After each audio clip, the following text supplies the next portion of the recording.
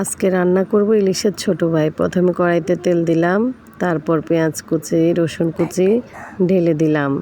পেঁয়াজ কুচি রসুন কুচি দেওয়ার পরে ভালোভাবে নাড়তে হবে। এই তো নেড়ে নিচ্ছি এখন।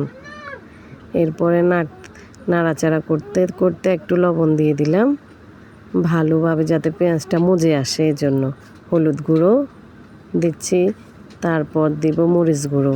যে যার মতো করে ঝাল দিতে পারেন। আমি একটু ঝাল কম খাই, কমই দিচ্ছি।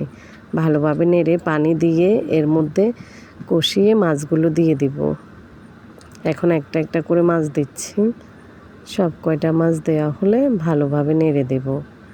তারপর আস্তে আস্তে এগুলাকে ভালো করে কষাতে হবে রান্নার জন্য। এই তো দেখেন আমি ভালোভাবে নেড়ে দিচ্ছি।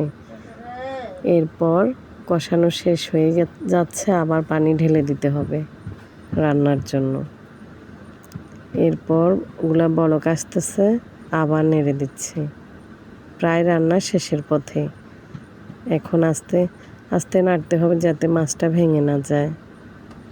এরপর আবার